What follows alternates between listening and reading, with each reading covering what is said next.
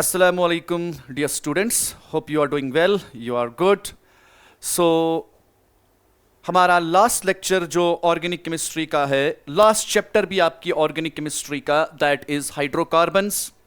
आज हम उसी चैप्टर को डिस्कस करेंगे. उसमें जो आपके इंपॉर्टेंट क्वेश्चंस हैं उनको डिस्कस करेंगे. So without wasting any further time, let's start from question number 1, जो कि हमें लगता है कि हमारे एग्जाम में आने की प्रोबेबिलिटी है. So, question number 1 is, it comprises of 3 parts. एक आपके पास है FAMS Wurtz reaction. So, Wurtz reaction जो आपके पास है, इसके बारे में हमें डिस्कस करना है. उसके बाद बात करें, that is Coulb's decarboxylation. उसके बाद आपके पास है ozonolysis of alkenes. सबसे पहली अगर हम बात करें तो भाई वुड्स रिएक्शन जो आपके पास है बहुत बड़ी रिएक्शन है, लेकिन उतना ज्यादा आपके बोर्ड एग्जाम में इसको लिखना नहीं है जितना आपने क्लास में इसको पढ़ा था.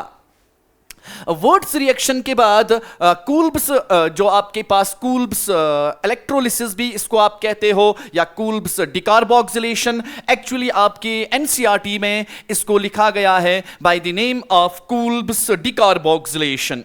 नाउ उसके बाद ओजोनोलिसिस ऑफ अल्केन्स. सो एक एक करके हम रिएक्शंस को देखते हैं. सबसे पहले अगर हम वुड्स रिएक्शन के बारे में बात करें, so question number 1, that's Wurtz reaction. Wurtz reaction, सबसे पहली बात, वुड्स रिएक्शन जो है ये आपके पास आपने पढ़ी थी प्रिपरेशन ऑफ अल्केन्स में. वुड्स रिएक्शन में होता क्या है कि आपके पास हेलो अल्केन्स को ट्रीट किया जाता है सोडियम के साथ. सो सबसे पहली बात, इसमें आपके पास जो आपके रेजेंट्स है, दैट इज हेलो अल्केन. उसके बाद सोडियम, और रिएक्शन कैरी आउट होती है in presence of dry ether. Now पहले जनरल देखते हैं कि भाई आपकी रिएक्शन में होता क्या है. सबसे पहली बात कि आपके पास मान के चलते हैं this is my carbon chain, और कार्बन चेन के साथ अगर हमारा हैलोजन हो तो हम उसको कहते हैं हेलो अल्केन. नाउ अगर मैं कहूंगा कि मैंने हेलो अल्केन लाया, हेलो अल्केन के साथ मैंने सोडियम डाला. अगर मैं एक काम करता हूं कि भाई सोडियम भी ट्वाइस लाता हूं और हेलो अल्केन भी ट्वाइस लाता हूं, ये रहा आपके पास आपका हेलो अल्केन. तो भाई सोडियम जो है आपके हेलोजन के साथ रिएक्शन करके NaX बनाएगा. मान लेते हैं कि ये X जो है हेलोजन है. हेलोजन में आपके पास मान के चलते हैं क्लोरीन है, या आपके पास ब्रोमीन है. तो भाई अगर मैं कहूंगा कि यहां पे क्लोरीन है, सोडियम Cl के साथ मिलके NaCl बनाएगा, तो सेम इसी तरह से आपके पास सोडियम इस क्लोरीन के साथ या इस ब्रोमीन के साथ मिलके NaCl या NaBr बनाएगा. सो भाई आपके पास होगा क्या, होगा आपके पास ये कि भाई ये दोनों आपस में मिलके बाहर निकलेंगे. सो ये रहा आपके पास X, ये रहा सोडियम, और ये रहा एक और X. ये आपस में मिलके बाहर निकलते हैं. निकलने के बाद आपके पास जो बना देगा, मैं कहूंगा माइनस हो जाएगा twice NaX. Sir twice NaX का मतलब यहां पे Na, ये रहा आपके पास X, ये रहा Na, ये रहा आपके पास X. नाउ उसके बाद जो चीज आपके पास बच जाती है, R का एक बॉन्ड खाली, इस R का भी एक बॉन्ड खाली. सो ये आपके पास R सिंगल बॉन्ड R बन गया. अगर हम एग्जाम्पल देखते हैं, मिसाल के तौर पर ये रहा आपके पास आपका CH3, ये रहा आपके पास आपका Cl, प्लस मैंने यहां पे ट्वाइस डाला Na. माई यहां पे भी आपके पास CH3, ये रहा आपके पास आपका Cl. रिएक्शन कैरी आउट कर रहा हूं भाई, NaCl बाहर निकलेगा, एक बार निकलेगा या दो बार निकलेगा. भाई ट्वाइस आपके पास माइनस हो जाएगा NaCl. अब मुझे आप बताइए, एक NaCl के साथ बाहर निकला, दूसरा NaCl के साथ बाहर निकला. अब CH3 का बॉन्ड डायरेक्टली CH3 के साथ, तो भाई आपके पास यहां पे CH3 सिंगल बॉन्ड CH3 बन गया.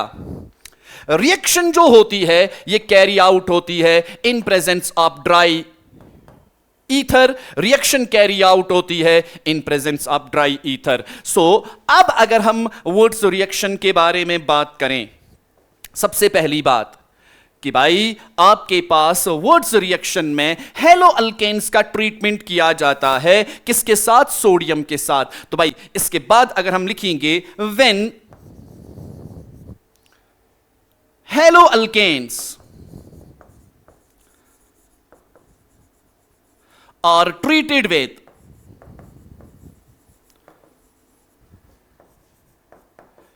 sodium in presence of dry ether, alkanes are formed.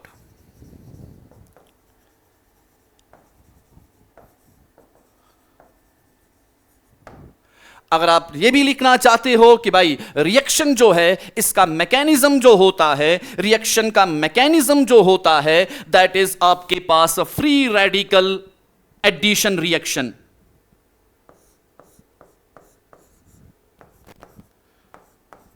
Free radical addition reaction के थ्रू ये रिएक्शन आपके पास हो जाती है। नाउ अब मुझे आप बताइए, क्या इस रिएक्शन से आप मीथेन को प्रिपेयर कर सकते हो? नो सर, इसमें दो चीजें आपके पास ऐड होती है, तो मीथेन बनने का सवाल ही नहीं है। मतलब आपके पास ये रहा CH3, ये रहा दूसरा CH3। भाई अगर मुझे मीथेन बनाना है तो भाई ये एक ही यूज होना चाहिए, बिकॉज एडिशन हो रहा है दो चीजों का, तो मीथेन आप इस रिएक्शन से नहीं बना सकते हो। दूसरी बात, दिस मेथड या जो वर्ड्स रिएक्शन होती है ये सूटेबल होती है उन अल्केन्स को बनाने के लिए जिनमें इवन नंबर ऑफ कार्बन होगा। सर ऑड क्यों नहीं? बिकॉज आपने क्लास में भी पढ़ा था कि भाई ये फ्री रेडिकल एडिशन से होती है। अगर मैं थोड़ा सा मैकेनिज्म आपको दिखाऊं कि भाई रिएक्शन होती कैसे है, थोड़ा सा मैकेनिज्म यहीं पे देखें।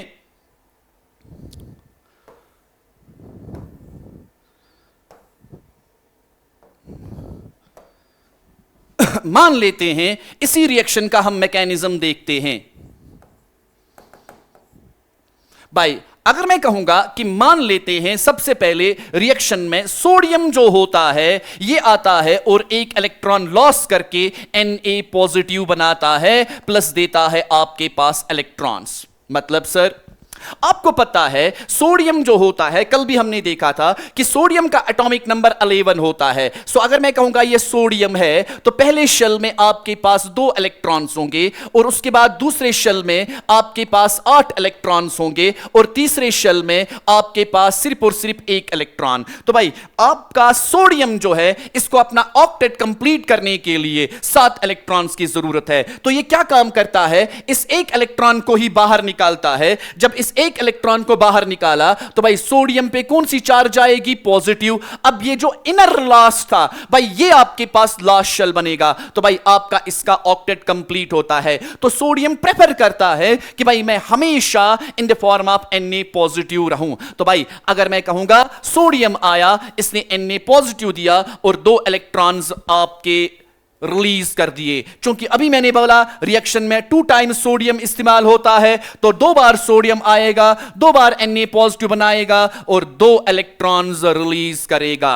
अब आपका हेलो अल्केन मान लेते हैं ये रहा आपका हेलो अल्केन CH3Cl। जो ही इसने Na पॉजिटिव को देखा ये रहा आपके पास Na पॉजिटिव, तो भाई आपके पास Na पॉजिटिव रिएक्शन करेगा Cl नेगेटिव के साथ, तो ये बना देगा आपके पास CH3। यहां पे अब पॉजिटिव चार्ज प्लस आपके पास यहां पे बन गया NaCl, Na positive Cl negative. So भाई आपके CH3 पे पॉजिटिव चार्ज आ गई, रीजन यहां से बाहर निकला Cl in the form of Cl negative, तो कार्बन पे पॉजिटिव चार्ज। बिकॉज 2 टाइम्स आप इसको भी इस्तेमाल करोगे, 2 सोडियम्स के साथ मिलेगा, 2 टाइम्स बनाएगा CH3 पॉजिटिव और 2 टाइम्स बनाएगा NaCl। अब ये 2 टाइम्स जो आपके पास है CH3 पॉजिटिव जो होता है ये आपके जो पहले सोडियम ने 2 इलेक्ट्रॉन्स दिए थे, सो ये 2 इलेक्ट्रॉन्स गेन करता है और आपके पास कार्बन फ्री रेडिकल बनाता है। सो भाई आपके पास 2 टाइम्स बना देगा CH3। अब आप देखिए कि भाई एक CH3 ने भी एक इलेक्ट्रॉन गेन किया, जो लॉस किया था गेन कर दिया, दूसरे ने भी गेन कर दिया। अब ये दोनों CH3 जो होते हैं CH3, ये देखिए ये आपके पास एक दूसरे के साथ रिएक्शन करके बना देंगे CH3 सिंगल बॉन्ड CH3। आप देखिए लास्ट पे फ्री रेडिकल्स का एडिशन हो गया। दैट्स व्हाई हमने कहा कि रिएक्शन का मैकेनिज्म जो होगा that is free radical addition reaction. भाई इसके बाद आप कोई सी भी एग्जांपल उठा के देख सकते हो। भाई आपके पास आप आराम से देख सकते हो, कोई भी रिएक्शन कर सकते हो। सेकंड अगर मैं यहां पे दिखाऊं कि सेकंड रिएक्शन आपके पास ये रही सेकंड रिएक्शन, अगर मैं लाऊंगा ये रहा आपके पास CH3, ये रहा आपके पास CH2। नाउ अब इसके साथ मैंने Br लगा दिया। अब मैं इसको अलग अलग नहीं लिखूंगा बल्कि इसी को डायरेक्टली 2 टाइम्स लाऊंगा, प्लस यहां पे सोडियम भी 2 बार लाना होगा, ट्वाइस Na। तो भाई ये आपके पास NaBr बाहर निकलेगा, 2 बार NaBr, इन दोनों का आपस में बॉन्ड बनेगा तो बन जाएगा आपके पास CH3। ये रहा आपका CH2, दूसरा CH2 इसके साथ बॉन्ड बनाएगा जिसके साथ ऑलरेडी CH3 जुड़ा हुआ है।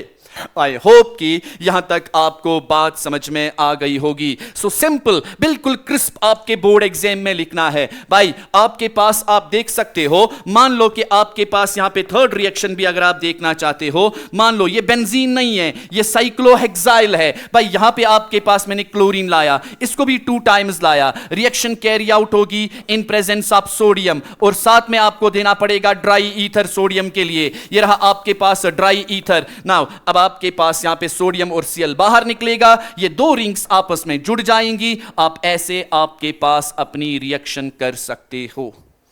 आई होप कि यहां तक सबको बात समझ में आ गई होगी। सो यहां तक अगर आपने वर्ड्स रिएक्शन लिखी एग्जाम में काफी है। बाकी चीजें आपके पास कि भाई इंट्रामोलिक्यूलर होती है, इंटरमोलिक्यूलर होती है, भाई अल्कीन भी बन सकता है या साइक्लाइजेशन हो सकती है, वो चीजें लिखने की जरूरत नहीं है। भाई आपके बोर्ड एग्जाम के लिए इतनी वर्ड्स रिएक्शन आप लिखोगे तो काफी है। नाउ इसके बाद देखते हैं कौन सी रिएक्शन थी।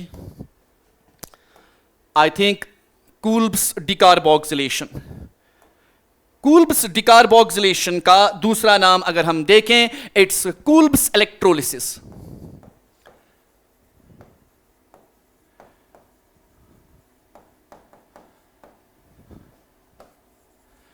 कूल्ब्स डिकार्बोक्सिलेशन या कूल्ब्स इलेक्ट्रोलिसिस। ना ये रिएक्शन में सबसे पहली बात आपको लाना होगा कार्बोक्सिलिक एसिड। सो मैं कहूंगा रेजेंट जो आपके पास होगा दैट इज कार्बोक्सिलिक एसिड।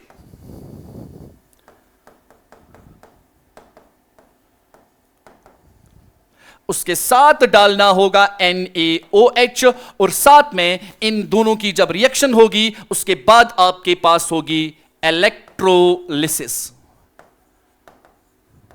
अब एग्जाम में अगर ये रिएक्शन आई तो हम लिखेंगे when carboxylic acid is treated with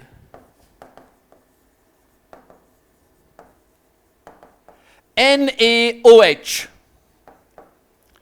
followed by electrolysis,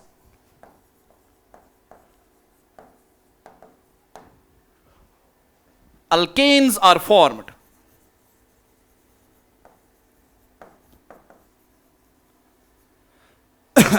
Now, during this reaction,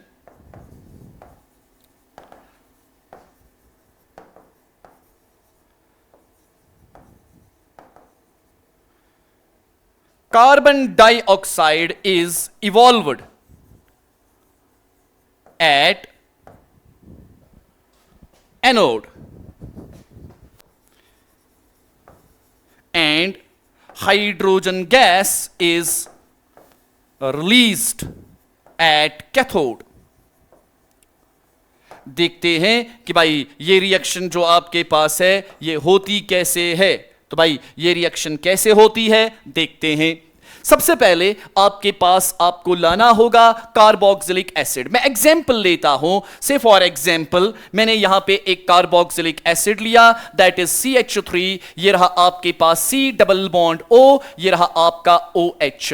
अब इसकी रिएक्शन जो है ये मैं करवा रहा हूं, किसके साथ करवा रहा हूं, that is NaOH। Carboxylic acid is an acid, NaOH is a base. So भाई साहब यहां पे आपके पास जो रिएक्शन होगी that would be neutralisation reaction, acid base reaction होती है। अब मुझे आप बताइए, आपके पास कार्बोक्सिलिक एसिड जो है ये अपना H पॉजिटिव देगा, H पॉजिटिव देगा तो भाई आपके पास बेस के OH नेगेटिव के साथ मिलेगा, तो ये आपके पास प्रोडक्ट बनेगा। ये रहा आपका कार्बोक्सिलिक एसिड, ये रहा आपके पास C double bond OH। H positive release किया तो ऑक्सीजन पे नेगेटिव चार्ज, वही H पॉजिटिव जो है ये आपके पास OH नेगेटिव के साथ प्लस आपके पास यहां पे वाटर मिला। अब Na पॉजिटिव जो है इसको सहारा देने के लिए यहां पे आया। रियल सेंस में ये Na पॉजिटिव इसके साथ नहीं होगा। बार बार आप लोगों को पता है कि भाई आपके पास जब ये वाटर में होता है तो ये Na पॉजिटिव आयन की सूरत में अलग और ये कार्बोक्सिलेट अलग होता है। भाई सबसे पहले दैट मींस जब आपने कार्बोक्सिलिक एसिड को लाया तो भाई कार्बोक्सिलिक एसिड की रिएक्शन NaOH के साथ करवाई तो भाई वहां पे आपके पास salt of carboxylic acid and water now. नाउ अब इसी चीज की आपने इलेक्ट्रोलिसिस करनी है। सो मान लेते हैं कि ये हमारे पास हमारा कंटेनर है। सो ये रहा आपके पास आपका कंटेनर। अब इस कंटेनर में क्या क्या चीज है, देखिए ये रहा आपके पास, मान के चलते हैं ये रहा एक साइड में आपका एनोड, सो ये हो गया एनोड, और ये रहा आपके पास आपके कंटेनर में ये हो गया कैथोड। भाई ताकि देखते हैं कि भाई कैसे इलेक्ट्रोलिसिस होगी। सो ये रहा आपके पास कैथोड और ये रहा आपके पास आपका एनोड। नाउ अब कंटेनर में जब आपने रिएक्शन की उसी में आपने डुबो दिए ये इलेक्ट्रोड्स ताकि इस चीज की इलेक्ट्रोलिसिस हो जाए। यहां पे आपके पास क्या क्या चीज है, CH3 C double bond O, ये रहा O नेगेटिव, यहां पे Na पॉजिटिव, यहां पे आपके पास वाटर भी मौजूद है। अब हम देखते हैं किस इलेक्ट्रोड पे क्या चीज होगी। सबसे पहले एट कैथोड की बात करते हैं। कैथोड पे आपके पास होगा क्या, बताइए मुझे। सबसे पहली बात, कैथोड की तरफ जाएगा कौन, भाई कैथोड की यहां पे चार्ज देखिए, इसकी तरफ नेगेटिव चार्ज वाला जाएगा कि पॉजिटिव चार्ज वाला, सर नेगेटिव चार्ज वाला जाएगा। भाई इसको इलेक्ट्रॉन देना पड़ेगा। सबसे पहले अगर मैं कहूं कि ये रहा आपके पास आपका CH3 C double bond O, ये रहा आपके पास O नेगेटिव, ये आपके पास कैथोड पे जाएगा और जो इलेक्ट्रॉन गेन किया था इसको लॉस करना पड़ेगा। सो मैं ऐसे कहूं कि ये बन जाएगा आपके पास CH3, ये रहा आपके पास C डबल बॉन्ड O, यहां पे O पे अब डॉट आ गया बिकॉज इसने एक इलेक्ट्रॉन जो गेन किया था लॉस किया, प्लस आपके पास यहां पे इसने एक इलेक्ट्रॉन दे दिया। ये एक इलेक्ट्रॉन इसने किसको दे दिया, ये आपके एनोड को दे दिया।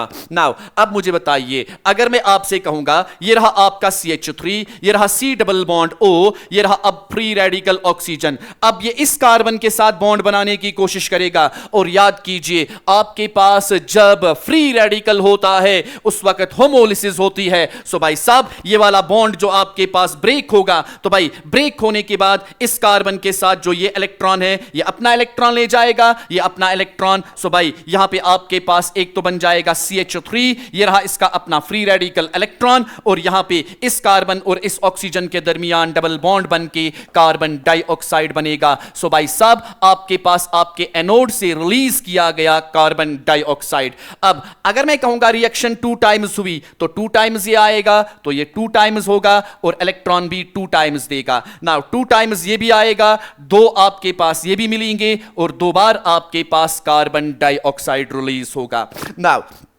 अब मुझे बताइए 2 टाइम्स आपके पास CH3 फ्री रेडिकल्स जो है ये आपस में रिएक्शन करके बॉन्ड बनाएंगे और आपके पास आपका अल्केन बना। सो ये रिएक्शन आपने प्रिपरेशन ऑफ अल्केन्स में पढ़ी थी, याद कीजिए। नाउ अब देखते हैं कि भाई आपके पास हमने देखा कैथोड पे क्या होता है, अब देखते हैं कि आपके एनोड पे, एट एनोड ये बात हो रही है।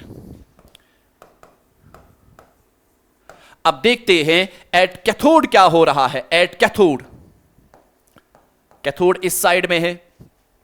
सो कैथोड पे क्या होगा, जो ही इलेक्ट्रिक करंट इसमें से गुजरा होगा, जो आपके पास वाटर है इसका ब्रेक डाउन हुआ होगा into H positive and OH negative. अब मुझे आप बताइए कौन सी चीज इसमें आपके कैथोड के पास जाएगी? Sir H positive. सो भाई H पॉजिटिव जो है ये कैथोड के पास जाता है, इससे इलेक्ट्रॉन गेन करता है और यहां पे आपके पास H फ्री रेडिकल बनाएगा। लेकिन अगर मैंने रिएक्शन ट्वाइस कर दी तो twice H positive, twice OH negative, twice H positive, 2 electron gain करके ट्वाइस आपके पास फ्री रेडिकल बनेगा। अब ये फ्री रेडिकल जो ट्वाइस है ये एक दूसरे के साथ बॉन्ड बनाएंगे और आपके पास H2 गैस इस साइड से रिलीज होगा। अब बताइए रिएक्शन में बचा क्या? रिएक्शन में आपके पास Na पॉजिटिव बचा, OH नेगेटिव बचा, ये भी ट्वाइस, ये भी ट्वाइस। सो ट्वाइस आपके पास वापस मिलता है, ट्वाइस NaOH। सर क्या एग्जाम में, ये तो आपको समझने के लिए था, आप एग्जाम में आपकी मर्जी है, अगर ये 5 मार्क का क्वेश्चन आया तो ये सारी चीजें साथ लिखनी है, लेकिन अगर ये सिंपल क्वेश्चन आया तो भाई आप डायरेक्टली कर सकते हो। देखिए हमने क्या किया, हमने लाया कार्बोक्सिलिक एसिड स्टार्ट के रिएक्शन में, ये रहा कार्बोक्सिलिक एसिड। अब रिएक्शन में देखिए 2 बार इस्तेमाल हुआ, 2 बार कार्बोक्सिलिक इस्तेमाल हुआ, तो भाई मैं इसको यहां पे 2 बार लाता हूं। सो ये रहा आपके पास फिर से CH3, ये रहा C डबल बॉन्ड O, ये रहा आपके पास OH। रिएक्शन कैरी आउट हुई, इसके साथ डाला था हमने NaOH। अगर आप ध्यान से देखते हो कि भाई रिएक्शन के स्टार्ट में हमने NaOH डाला था, लेकिन रिएक्शन के आखिर में वो NaOH वापस मिला। तो भाई आपके पास अब प्रोडक्ट कैसे बनाने हैं? सिंपल है भाई साहब, सिंपल। भाई आपके पास सबसे पहले ध्यान से देखना, अगर मैं ये H और ये H को बाहर निकालूं तो भाई आपके पास यहां पे बनेगा सबसे पहले H2 एक बार। नाउ उसके बाद देखिए आपके पास, अब अगर मैंने कार्बन डाइऑक्साइड को बाहर निकाला, सो भाई ये रहा आपके पास आपका कार्बन डाइऑक्साइड, ये रहा आपके पास आपका कार्बन डाइऑक्साइड। सो भाई ये 2 बार आपके पास कार्बन डाइऑक्साइड को बाहर निकालता हूं, सो यहां पे प्लस आपके पास बना ट्वाइस कार्बन डाइऑक्साइड। ना उसके बाद अब मुझे बताइए बचा क्या? CH3 का सिंगल बॉन्ड CH3 के साथ, तो यही तो प्रोडक्ट बना था आपके पास CH3 का सिंगल बॉन्ड CH3 के साथ। सो अगर ये आपके पास 2-3 मार्क आई, एक तो वो सारी चीजें लिखनी है जो हमने लिखी लास्ट पेज पे, दूसरा आप ये रिएक्शन करोगे। लेकिन अगर ये 5 मार्क का क्वेश्चन आया तो इसका मैकेनिज्म साथ लिखना होगा कि भाई ये रिएक्शन हो कैसे रही है। आई होप कि यहां तक सबको बात समझ में आ गई होगी। इसके बाद आगे चलते हैं और नेक्स्ट रिएक्शन जो थी दैट वाज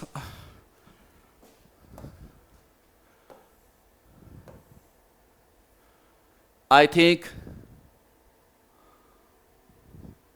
ओजोनोलिसिस।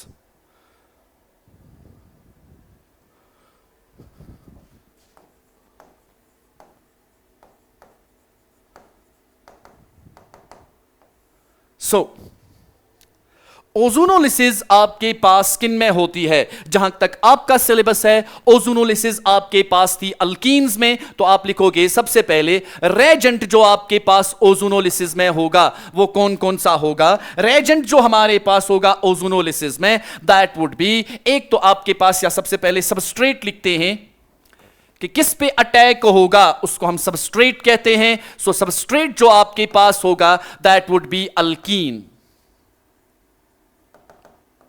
अब उसके बाद रेजेंट की बात करें,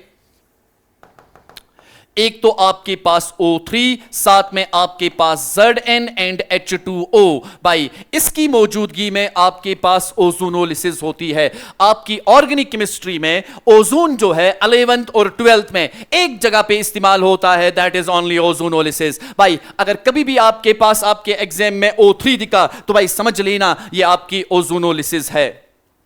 नाउ अब देखते हैं कि रिएक्शन में होता क्या है। सबसे पहले अल्कीन्स को जब ट्रीट किया जाता है ओजोन के साथ, O3 के साथ, ओजोन का अगर मैं आपको स्ट्रक्चर दिखाऊं, हमने क्लास में डिटेल में देखा था कि रेजोनेटिंग स्ट्रक्चर्स कैसे बनते हैं। तो ये रहा, एक साइड में नेगेटिव चार्ज और एक साइड में पॉजिटिव चार्ज।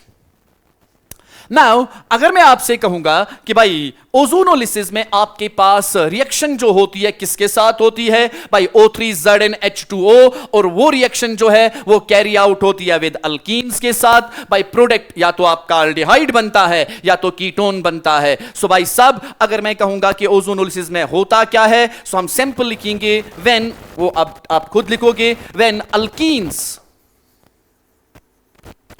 लिखते हैं व्हेन भी, are treated with O3ZnH2O, aldehydes or ketones are formed depending upon alkene, कैसी अल्कीन है। सो भाई हम यहां पे देखते हैं, भाई पहले देखते हैं कि डायरेक्टली ये ओजोनोलिसिस कैसे करनी है, उसके बाद हम देखेंगे इसका मैकेनिज्म भी, लेकिन पहले डायरेक्टली देखते हैं। मिसाल के तौर पर आपके पास अगर मैं कहूंगा क्या ये अल्कीन है या ये अल्कीन नहीं है, भाई साहब ये अल्कीन है। एक सिंपल अल्कीन ली मैंने, पहला मेंबर अल्कीन क्या लिया, अगर आपके एग्जाम में दिखा कि O3 डाला गया है in presence of Zn and H2O, बात समझिएगा, तो आपने करना क्या है, करना यह है कि जहां जहां पे आपको डबल बॉन्ड मिलेगा उसको डायरेक्टली ब्रेक करो। सो ये डबल बॉन्ड को मैं डायरेक्टली यहां पे ब्रेक कर रहा हूं। अब O3 में ऑक्सीजन कितने हैं, सर 3 ऑक्सीजन है, तो आपको करना बस इतना है, एक ऑक्सीजन एक कार्बन को, दूसरा ऑक्सीजन दूसरे कार्बन को, और जो बचता है ऑक्सीजन वो जिंक के साथ ZnO बनाएगा। सो सर अगर मैंने ये वाला बॉन्ड जो है ये ब्रेक किया, इस कार्बन के भी 2 बॉन्ड्स खाली हो गए, इस कार्बन के भी 2 बॉन्ड्स खाली हो गए। ऑक्सीजन जो है वो 2 बॉन्ड्स बनाता है, इस कार्बन को भी एक ऑक्सीजन के साथ बॉन्ड बनवाने हैं डबल बॉन्ड, इस कार्बन को भी। भाई साहब जो एक ऑक्सीजन बचेगा O3 में वो Zn के साथ जाता है, भाई तभी आपके पास अल्डिहाइड और कीटोन बनेगा। वगर अगर आपने Zn नहीं डाला, हमने देखा था क्लास में, तो कार्बोक्सिलिक एसिड बनता है, उसके साथ में यहां पे नहीं छेड़ना है। सो भाई आपके पास यहां पे O एक कार्बन को, O दूसरा दूसरे कार्बन को, ये बन जाएगा C, यहां पे इसके साथ H और H, इसके साथ छेड़ा नहीं। अब ये डबल बॉन्ड, अब इसको भी पहले मैं ऐसे ही बनाता हूं, ये रहा C, इसके साथ H, यहां पे H, यहां पे भी डबल बॉन्ड। भाई ये डबल बॉन्ड ब्रेक किया, एक ऑक्सीजन इसको, एक ऑक्सीजन इसको, प्लस आपके पास यहां पे ZnO दिखाना नहीं है, लेकिन ये तीसरा ऑक्सीजन किधर गया वो दिखाया हमने। अब सर आपके पास अगर इसमें कोई भी एग्जाम्पल आ जाए आप आराम से कर सकते हो। भाई अगर मैं फिर से आपके पास यहां पे दिखाऊं एक और रिएक्शन को ताकि समझ में आ जाए, मिसाल के तौर पर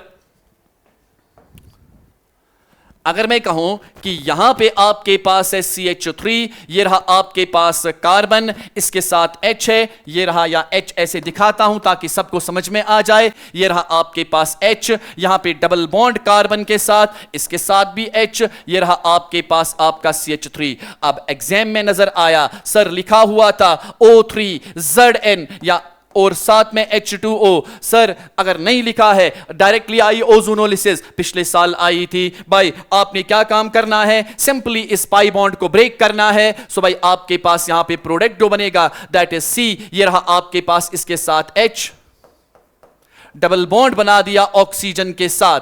नाउ सेम इसी तरह से C, डबल बॉन्ड ऑक्सीजन के साथ, ये रहा CH3 और यहां पे आपके पास H। सो इस तरीके से आपके पास यहां पे भी दोनों अल्डिहाइड्स बने। लेकिन अगर हम देखते हैं कि इस रिएक्शन का मैकेनिज्म क्या होता है, देखते हैं।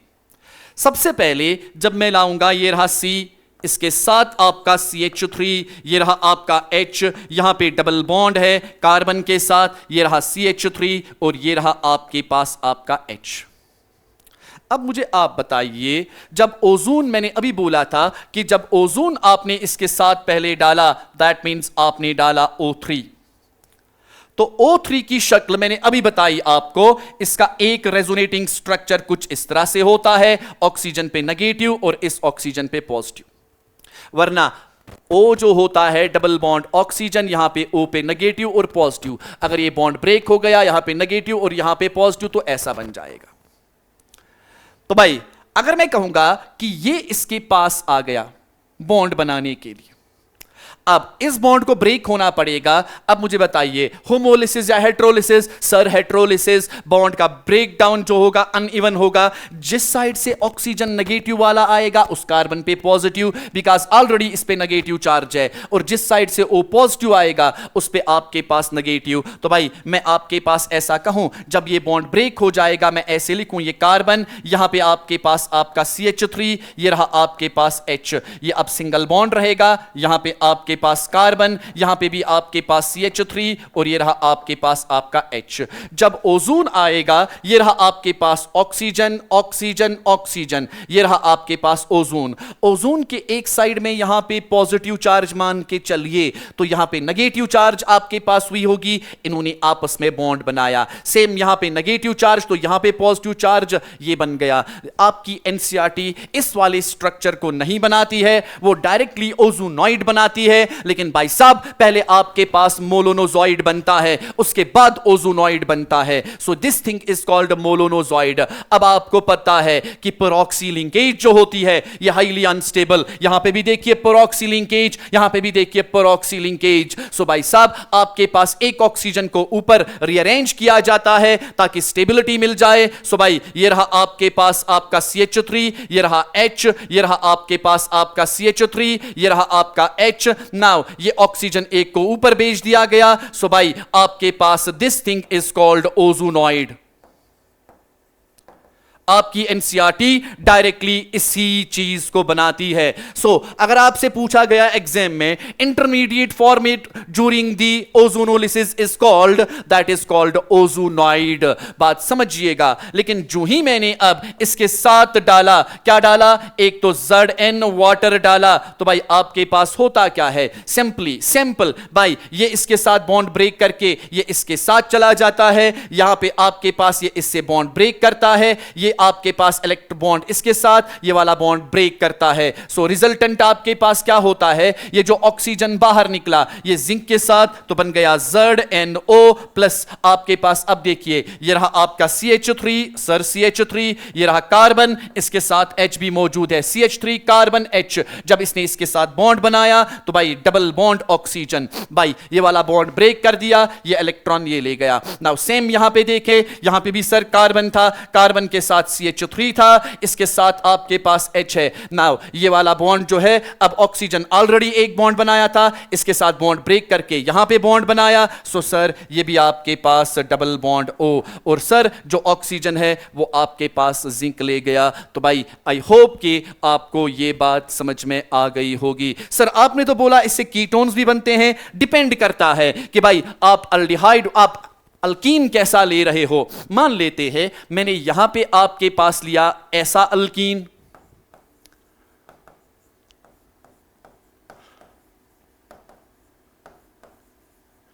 चलो दोनों एक साथ बनाते हैं, यहां पे आपके पास H लिया, एग्जाम में नजर आया O3ZN और साथ में आपके पास H2O। अब सिंपली सर क्या करना है, बॉन्ड को ब्रेक करना है, कर दो। अब बताइए ये क्या बनेगा, CH3, ये रहा C, यहां पे आपके पास CH3। अब सर इसको भी डबल बॉन्ड O, यहां पे C डबल बॉन्ड O, एक साइड में CH3 दूसरे साइड में H। आप देखिए कीटोन भी बना और आपका अल्डिहाइड भी बना। आई होप कि यहां तक बात सबको समझ में आ चुकी होगी।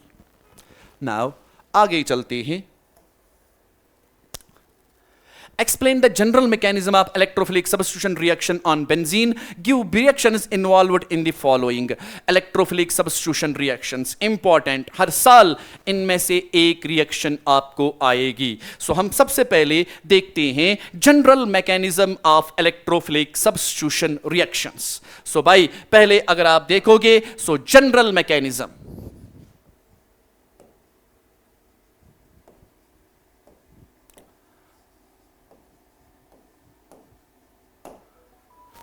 General mechanism of electrophilic substitution. पहले देखते हैं कि इलेक्ट्रोफिलिक सब्स्टिट्यूशन होती क्या है। सर इलेक्ट्रोफिलिक सब्स्टिट्यूशन ESR बोले तो electrophilic substitution reactions. Sir substitution reaction किसे कहते हैं, सब्स्टिट्यूशन रिएक्शन आया, आपके सबस्ट्रेट से कोई चीज बाहर निकलेगी, उसके बदले कोई और चीज आएगी। अगर मैं कहूंगा ये रहा आपके पास आपका सबस्ट्रेट,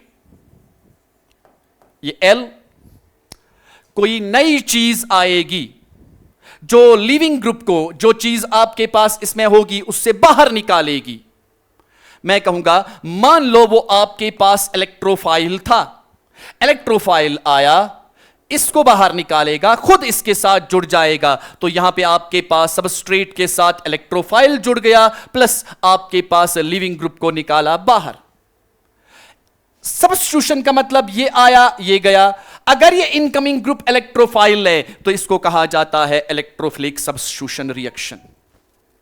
आई होप कि यहां तक आपको बात समझ में आ चुकी होगी। आपका इलेक्ट्रोफाइल अगर आएगा, वो आपके सबस्ट्रेट से किसी चीज को बाहर निकालेगा, उसकी जगह ले लेगा। सब्स्टिट्यूशन हुई कि किसने? इलेक्ट्रोफाइल ने, तो हम कहेंगे इलेक्ट्रोफिलिक सब्स्टिट्यूशन रिएक्शन। और ये आपके पास कैरेक्टर होता है एरोमेटिक कंपाउंड्स का, एरोमेटिक कंपाउंड्स का।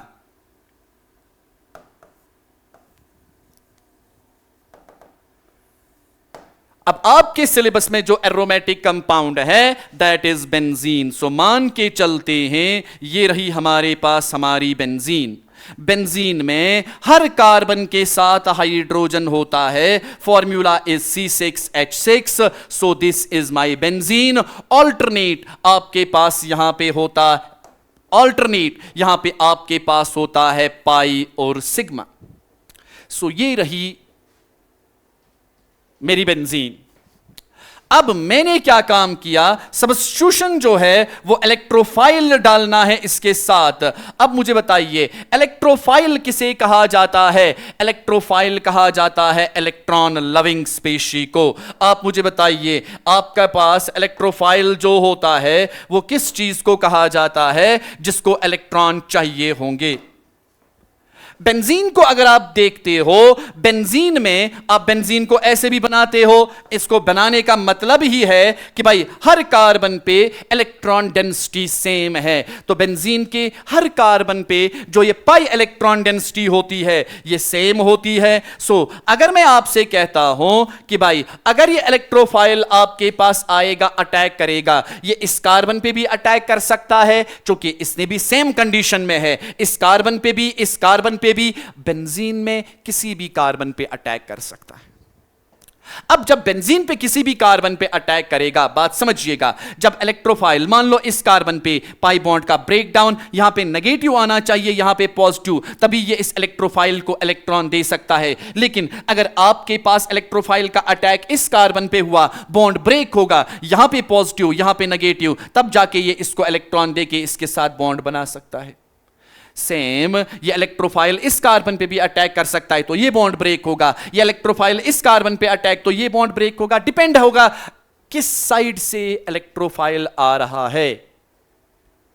मान के चलते हैं मैं यहां पे इस वाले कार्बन पे अटैक करूंगा तो ये बॉन्ड ब्रेक हो जाएगा, यहां पे नेगेटिव और यहां पे नेगेटिव और यहां पे पॉजिटिव। तो मैं ऐसे कहूं ऐसा बन गया हमारा बेंजीन। सो ये रहा आपके पास आपका बेंजीन। यहां पे भी हाइड्रोजन, यहां पे भी हाइड्रोजन, यहां पे भी हाइड्रोजन, यहां पे भी हाइड्रोजन, यहां पे भी हाइड्रोजन, यहां पे भी हाइड्रोजन, और यहां पे आपके पास जुड़ जाएगा इलेक्ट्रोफाइल क्योंकि इसी पे अटैक किया। तो जरूरी है जब ये बॉन्ड, पहले इस बॉन्ड को दिखाते हैं, ये रहा बॉन्ड, ये रहा बॉन्ड, ये वाला बॉन्ड ब्रेक हो गया। जब ये वाला बॉन्ड ब्रेक हो गया, यहां पे पॉजिटिव यहां पे नेगेटिव, नेगेटिव के साथ ये इलेक्ट्रोफाइल जुड़ गया, लेकिन यहां पे अभी भी बेचारे पे पॉजिटिव चार्ज है। पहले बेंजीन को देखिए एरोमेटिक,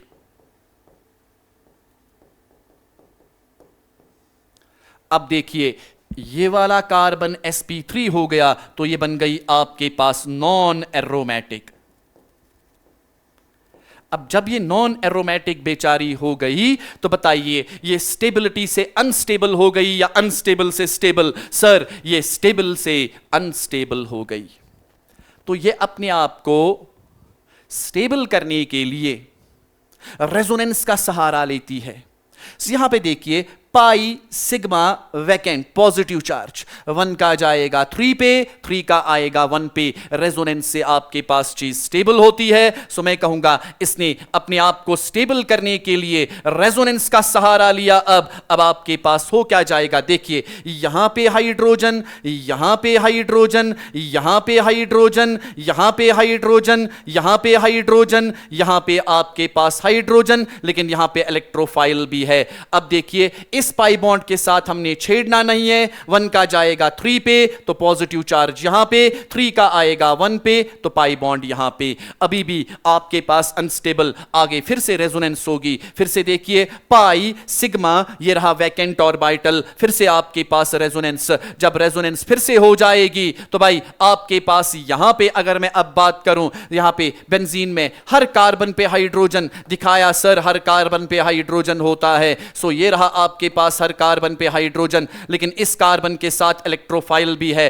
अब इस पाई बॉन्ड के साथ नहीं छेड़ना है। 1 का जाएगा 3 पे, 3 का आएगा 1 पे, तो भाई ये बना कुछ इस तरह से। मगर अब मुझे आप बताइए आपके पास अब आगे रेजोनेंस है या नहीं है? आगे सर रेजोनेंस नहीं है, आगे सर रेजोनेंस नहीं है। आगे अगर रेजोनेंस नहीं है तो क्या ये आगे चार्ज को डिलोकलाइज कर सकता है? नहीं कर सकता। क्यों नहीं कर सकता? बिकॉज आपके पास आगे पाई सिग्मा सिग्मा है, जो कंजुगेशन होती है वो होती है पाई सिग्मा वैकेंट ऑर्बिटल। फिर इसको याद आ गया कि मेरे sp2 कार्बन के साथ sp3 कार्बन है। याद कीजिए हाइपर कंजुगेशन, जहां पे sp2 के साथ sp3, इसको बाहर निकाला जा सकता है H पॉजिटिव की सूरत में। तो अब मुझे आप बताइए यहां पे होगा क्या? यहां पे होगा ऐसे, सबसे पहले इसके साथ यहां पे हाइड्रोजन, इसके साथ हाइड्रोजन, इसके साथ हाइड्रोजन, इसके साथ हाइड्रोजन, इसके साथ हाइड्रोजन, बट यहां पे अब मैं सिर्फ इलेक्ट्रोफाइल को बनाऊंगा। रीजन बिकॉज sp2 के साथ जब sp3 कार्बन आया, H को बाहर निकाला जा सकता है in the form of H positive. जब H पॉजिटिव तो यहां पे नेगेटिव चार्ज, भाई ये पाई बॉन्ड, यहां पे भी अब आपके पास पॉजिटिव, यहां पे नेगेटिव, तो पाई बॉन्ड बनाया। कहने का मतलब ये है जब आपने मैकेनिज्म देखा इलेक्ट्रोफिलिक सब्स्टिट्यूशन का, तो भाई आपके पास यहां पे जिस कार्बन ने जिस इलेक्ट्रोफाइल ने आपके बेंजीन पे अटैक किया, बात समझिएगा, इलेक्ट्रोफाइल ने जब बेंजीन पे अटैक किया तो जिस कार्बन पे इलेक्ट्रोफाइल ने अटैक किया उसी कार्बन से H को बाहर निकाला जाएगा इन the form of H positive. तो भाई general mechanism of electrophilic substitution ये है कि जिस कार्बन पे आपके पास आपका इलेक्ट्रोफाइल अटैक करता है उसी कार्बन से H को रिप्लेस किया जाता है या बाहर निकाला जाता है in the form of H positive. So मैं ऐसे कहूं कि भाई अगर मैं कहूंगा यहां पे आपके पास बेंजीन है, अब मैं हाइड्रोजन नहीं दिखाऊंगा, ये इसीलिए दिखा रहा था ताकि आपको समझ में आ जाए कि किस कार्बन से H को बाहर निकाला गया इन the form of H positive. So sir अगर मैंने इसके साथ इलेक्ट्रोफाइल डाला तो भाई इलेक्ट्रोफाइल डालने के बाद मान लो इलेक्ट्रोफाइल ने इस कार्बन पे अटैक किया, सो इसी कार्बन के साथ इलेक्ट्रोफाइल जुड़ जाएगा और यहां से H को बाहर निकाला जाएगा इन the form of H positive. Sum total इसका यही है। अब एक एक करके हम देखेंगे कि जो हमारे पास है इलेक्ट्रोफिलिक सब्स्टिट्यूशन रिएक्शंस। सो पहली रिएक्शन को देखते हैं, that is Friedel Crafts alkylation. Friedel Crafts alkylation.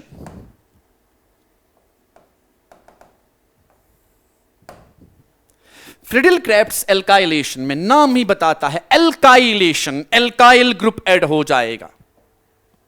So carbon chain जो आर है this is called alkyl group.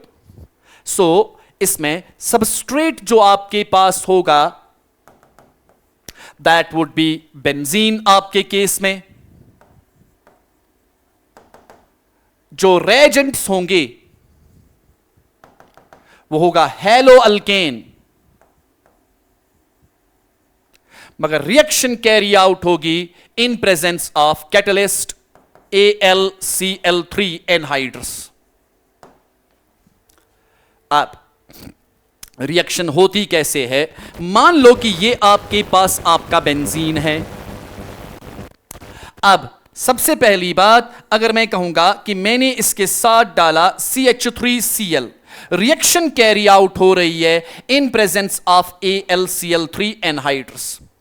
अब AlCl3 को आप याद कीजिए, आपने कल इसको इलेक्ट्रोफाइल्स में भी पढ़ा था, बोरान के नीचे आता है अल्मोनियम। सो अगर बोरान के लास्ट शेल में 3 इलेक्ट्रॉन्स, तो अल्मोनियम के लास्ट शेल में भी आपके पास 3 इलेक्ट्रॉन्स, एक ऑर्बिटल, दूसरा ऑर्बिटल, तीसरा ऑर्बिटल, और यह रहा चौथा ऑर्बिटल। एक इलेक्ट्रॉन, दूसरा इलेक्ट्रॉन, तीसरा इलेक्ट्रॉन। यहां पे Cl ने बॉन्ड बनाया, यहां पे Cl ने बॉन्ड बनाया, यहां पे Cl ने बॉन्ड बनाया। सो जब यहां पे Cl ने बॉन्ड बनाया तो भाई आप देखिए 3 अपने इलेक्ट्रॉन्स, 3 बॉन्ड बना रहा है, टोटल में 6 इलेक्ट्रॉन्स। ये ऑर्बिटल आपके पास अल्मोनियम का खाली। सो आप देखिए क्लोरीन जो होता है इसके पास 3 लोन पेयर पड़े हैं। सो ये अपना लोन पेयर देने इसमें जाता है और यहां से इसका इलेक्ट्रॉन लेके इसको इलेक्ट्रॉन देने जाता है। सो ये वाला बॉन्ड ब्रेक हो जाता है, ये बन जाता है आपके पास CH3, यहां पे पॉजिटिव चार्ज।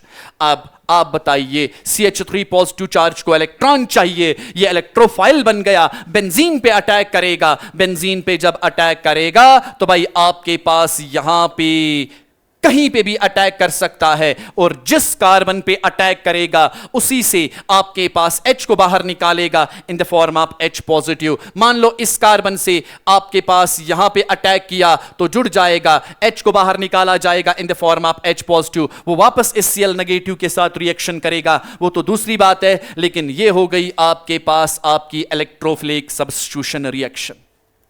सेम अगर मैं दूसरी रिएक्शन दिखाना चाहूं, मान लेते हैं कि ये आपके पास है CH3, ये रहा आपके पास CH2, ये रहा आपके पास Cl in presence of AlCl3। तो भाई आपके पास ये बॉन्ड फिर से ब्रेक हो जाएगा, यहां पे पॉजिटिव चार्ज। सो भाई ये आपके पास किसी भी कार्बन पे आपकी मर्जी है, ये रहा CH2 मैंने इस बार यहां पे जोड़ दिया, लेकिन ध्यान रखना है कि भाई आपके पास जो आपका इलेक्ट्रोफाइल होता है वो कार्बोकैटायन होता है, तो इसमें रीअरेंजमेंट इज पॉसिबल, आपने पढ़ा भी था क्लास में। सो अगर आपके पास रीअरेंजमेंट करके भी देखें एक रिएक्शन में, मान लेते हैं कि यहां पे आपके पास आपने लाया CH3, ये रहा आपके पास CH2, ये रहा आपके पास CH2 और यहां पे Cl। सर AlCl3 की मौजूदगी में रिएक्शन ब्रेक हो जाएगा, पॉजिटिव चार्ज। अब अल्फा हाइड्रोजन का नंबर 2, लेकिन अगर आपके पास हाइड्राइड शिफ्ट हुआ तो ये बन जाएगा CH3, ये रहा आपके पास CH पे पॉजिटिव, ये रहा आपके पास CH3, अल्फा हाइड्रोजन का नंबर 6 हो जाएगा। सो भाई आपके पास आपका प्रोडक्ट जो बनेगा दैट वुड बी समथिंग, किसी भी कार्बन पे अटैक हो सकता है, that would be something like ये रहा CH, इसके साथ CH3 और इसके साथ यहां से भी CH3, क्यूमीन बन गया। आई होप कि यहां तक आपको बात समझ में आ चुकी होगी। This was my Friedel Crafts alkylation. Friedel Crafts acylation की बात करें,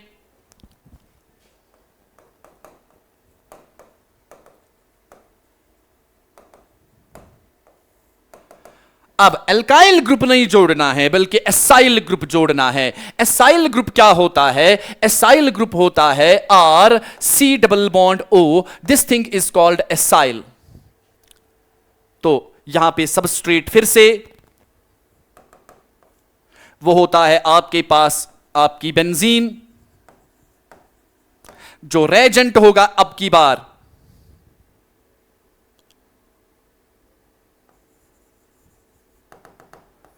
that is acid halide।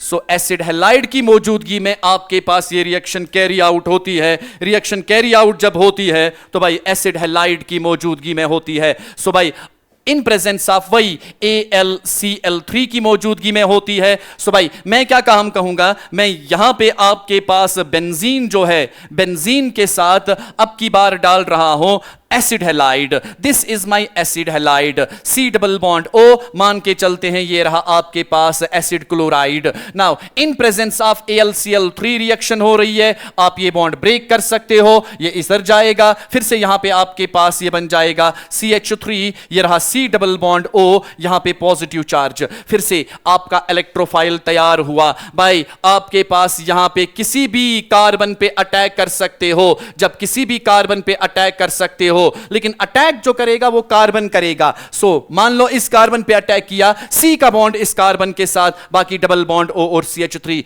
आप देखो हमेशा आपके पास एक कीटोन मिलेगा। सो भाई ये रहा आपके पास फ्रिडल-क्रेफ्ट्स एल्काइलेशन के बाद फ्रिडल-क्रेफ्ट्स एसाइलेशन। मान लेते हैं मैंने यहां पे फिर से बेंजीन लाई। अब बेंजीन के साथ मान लो कि ये एक और बेंजीन है, बेंजीन के साथ C डबल बॉन्ड O, ये रहा आपके पास, आप मान के चलो Cl। तो भाई यहां पे आपके पास AlCl3 की मौजूदगी में रिएक्शन हो रही है, बॉन्ड ब्रेक होगा, पॉजिटिव चार्ज आ गई। भाई साहब आपके पास अब अटैक करने वाला कार्बन डबल बॉन्ड O, यहां पे इसके साथ बेंजीन जुड़ी हुई है। सो भाई साहब ये बना आपका प्रोडक्ट, बिकॉज हमने जनरल मैकेनिज्म में अभी देखा जहां पे आपके पास इलेक्ट्रोफाइल अटैक करता है उसी कार्बन से H को बाहर निकाला जाता है in the form of H positive.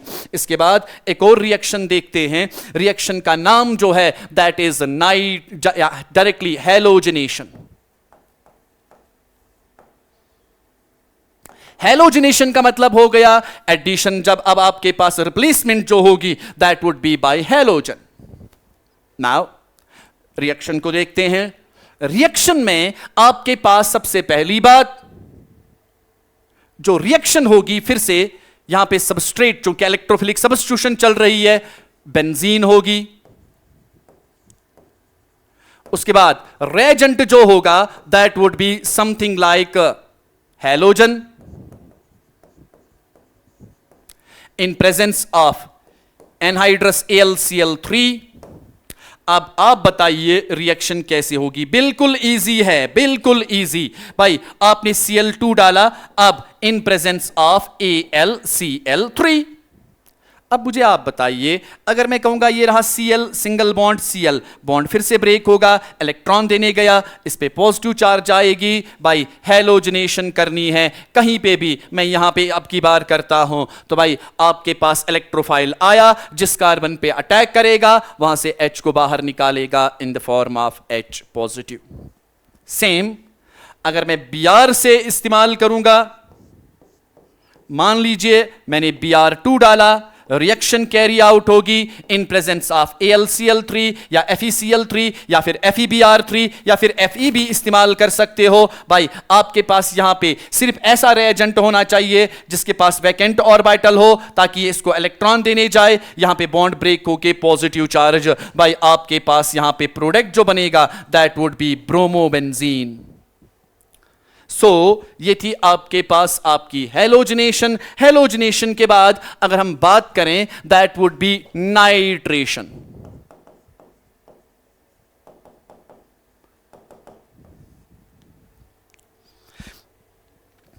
Nitration में आपके पास होता क्या है, आप यूज करते हो नाइट्रेटिंग मिक्सचर। फिर से वही बात, सबस्ट्रेट जो होगा आपके पास that would be again benzene. जो रेजेंट्स होंगे that would be HNO3 plus H2SO4। पहले ये दो आपस में रिएक्शन करते हैं, तो पहले मैं इनकी ही रिएक्शन दिखाता हूं, बाद में आपको जब इलेक्ट्रोफाइल जनरेट होगा वो डायरेक्टली अटैक करेगा। देखिए नाइट्रिक एसिड नाम में एसिड है, सल्फ्यूरिक एसिड नाम में एसिड है।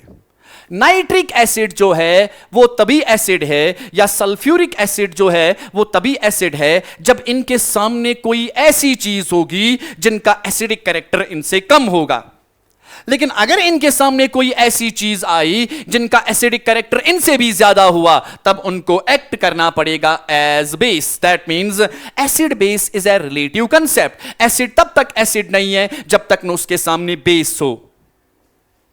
तो भाई आपके पास अगर हम देखें नाइट्रिक एसिड का एसिडिक कैरेक्टर कम और सल्फ्यूरिक एसिड का एसिडिक कैरेक्टर ज्यादा। सो मैं ऐसे कहूं कि अगर मैं नाइट्रिक एसिड को बना के दिखाऊं, ये असल में ऐसे होता है, डबल बॉन्ड O, ये रहा आपके पास आपका OH, अब यहां से एक लोन पेयर का कोऑर्डिनेट बॉन्ड ऑक्सीजन के साथ। अगर आपके पास इसके सामने आ गया H positive, sorry acid, sulphuric acid H2SO4, सो ये रहा आपके पास आपका H2SO4, तो H2SO4 के सामने नाइट्रिक एसिड को एक्ट करना पड़ेगा एज बेस। सो भाई अगर मैं कहूंगा इसने H पॉजिटिव दिया तो नाइट्रिक एसिड को OH नेगेटिव देना पड़ेगा, माइनस हो जाएगा यहां पे आपके पास वाटर, और भाई जब आपके नाइट्रिक एसिड से OH नेगेटिव निकलेगा तो ये बन जाएगा आपके पास N, यहां पे O, डबल बॉन्ड O, मगर इसके ऊपर कौन सी चार्ज आ गई? पॉजिटिव। सो असल में जब ये दोनों आपके पास रिएक्शन करते हैं, they are called nitrating mixture. So भाई आपके पास जनरेट होता है NO2 पॉजिटिव। अब अगर मैंने बेंजीन लाई, मैंने इनके साथ डाला nitrating mixture HNO3 plus H2SO4, ये दोनों आपस में रिएक्शन करके जनरेट कर देंगे NO2 पॉजिटिव। अब बताइए NO2 positive is an electrophile. अब ये इलेक्ट्रोफाइल आके बेंजीन पे अटैक करेगा, कहीं पे भी बेंजीन पे अटैक कर सकता है, वहां से H को बाहर निकालेगा इन the form of H positive, so NO2 आके जुड़ जाएगा। सो नाइट्रेशन में जो आपके पास इलेक्ट्रोफाइल होता है, यह होता है आपके पास आपका नाइट्रोनियम आयन NO2 पॉजिटिव। ये जनरेट कैसे होता है? From nitrating mixture. Nitrating mixture में आपके पास नाइट्रिक एसिड एक्ट करता है as base and sulphuric acid act करता है as an acid. I hope कि यहां तक बात समझ में आ गई होगी। नेक्स्ट रिएक्शन, फाइनल रिएक्शन इसकी, दैट इज सल्फोनेशन।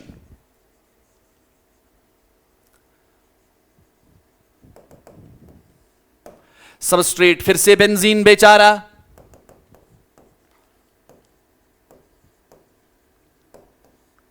नाउ जो आपके पास यहां पे रेजेंट होता है वो बहुत सारी होते हैं, आप याद रखिएगा। उलियम होता है H2S2O7। भाई आपके पास जब कंटैक्ट प्रोसेस से सल्फ्यूरिक एसिड को प्रिपेयर किया जाता है तो वहां पे आपके पास उलियम होता है। असल में आपके पास, मैं ऐसे दिखाऊं, हमें उलियम नहीं चाहिए, हमें चाहिए SO3। लेकिन अगर मैं उलियम का ब्रेक डाउन करूं, आप देखिए उलियम का ब्रेक डाउन जो होता है SO3 में, प्लस ये देता है H2SO4। हमें उलियम नहीं चाहिए, हमें SO3 चाहिए। SO3 जो होता है ये एक्ट करता है एज एन इलेक्ट्रोफाइल। याद करिए कल हमने इलेक्ट्रोफाइल पढ़ा था, मैंने बोला था SO3 is a resonating electrophile. ये क्या काम करता है? ये अपने बॉन्ड को ब्रेक करता है, ये बना सकता है S double bond O, double bond O। अब यहां पे इस O पे नेगेटिव और इस सल्फर पे पॉजिटिव चार्ज। सो उलियम से हमें चाहिए होता है SO3। अब रिएक्शन कैसे कैरी आउट होती है? सो ये रहा आपके पास आपका बेंजीन, बेंजीन के साथ आपने डाला उलियम। बताइए उलियम जो होता है दैट इज H2S2O7, लेकिन इससे मुझे चाहिए क्या? SO3। सो ये रहा आपके पास SO3, रेजोनेटिंग इलेक्ट्रोफाइल। अब मुझे आप बताइए इसमें से इलेक्ट्रोफाइल जो है ये आपके पास एक्ट कौन करेगा? किसको इलेक्ट्रॉन चाहिए? सल्फर को चाहिए। तो जो अटैक करेगा आपके पास कार्बन पे दैट वुड बी सल्फर। तो भाई जब सल्फर ने अटैक किया, सल्फर जब अटैक करेगा तो भाई किसी भी कार्बन पे, मान लो इस कार्बन पे, तो ये सल्फर जुड़ गया, double bond O, double bond O, यहां पे O पे नेगेटिव चार्ज थी। लेकिन अब मुझे आप बताइए जो ही H पॉजिटिव यहां से बाहर निकलेगा, ऑक्सीजन पे नेगेटिव चार्ज है, तो ये आपस में बॉन्ड बना देंगे SO3। तो मैं ऐसे लिख सकता हूं इसको कि भाई ये रहा आपके पास यहां पे SO3H, benzene sulphonic acid. Sir ये H कहां से लाया? याद कीजिए बार बार बोला कि जहां पे आपका इलेक्ट्रोफाइल अटैक करेगा वहीं से H को बाहर निकाला जाएगा इन the form of H positive. I hope कि यहां तक सारी बात समझ में आ गई होगी। नेक्स्ट रिएक्शन को देखते हैं। Next reaction is question number 3, that is explain Marconi-Cauchy rule with an example। आपने Marconi-Cauchy rule याद कीजिए। Marconi-Cauchy rule एक फर्जी सा रूल है, तो तो हम देखते हैं मार्कोनी-काउज़ रूल होता क्या है। It states that during the electrophilic addition reaction on unsaturated alkene,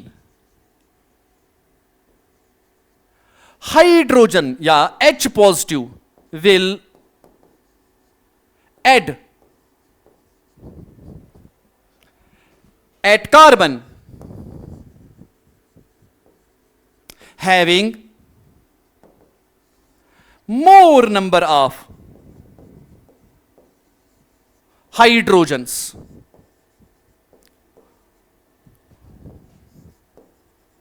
and anion will add at carbon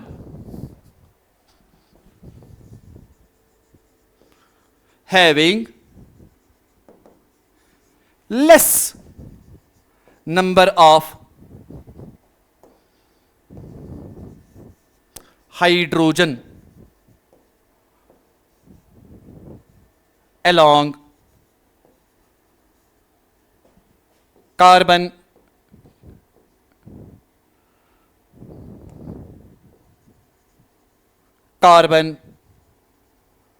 pi bond।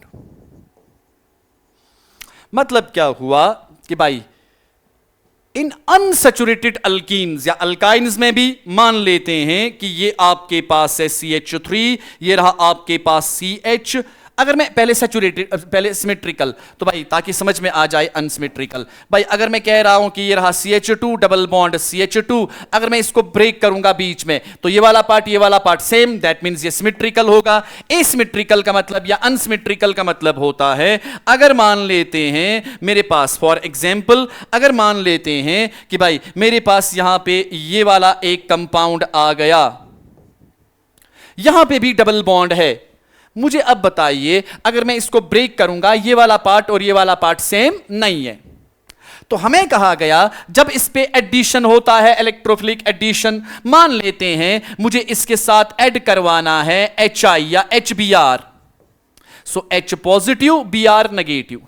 अब मसला यह है कि H पॉजिटिव किस कार्बन के साथ और Br नेगेटिव किस कार्बन के साथ। असल में हमने पढ़ा था इलेक्ट्रोफिलिक एडिशन, वहां पे वो नहीं बताना है इस वक्त कि पहले सर H पॉजिटिव अटैक करेगा स्टेबिलिटी ऑफ कार्बोकैटायन, यहां पे मार्कोनी-काउज़ रूल को जनरली डिस्कस करना है। सो भाई अकॉर्डिंग टू मार्कोनी-काउज़ रूल जहां पे डबल बॉन्ड होगा कार्बन और कार्बन का, एक कार्बन के साथ देखो हाइड्रोजन का नंबर 2, दूसरे कार्बन के साथ हाइड्रोजन का नंबर 1, तो भाई according to Markovnikov's rule hydrogen हमेशा जाएगा उस कार्बन के साथ जिसके साथ हाइड्रोजन का नंबर ज्यादा होगा।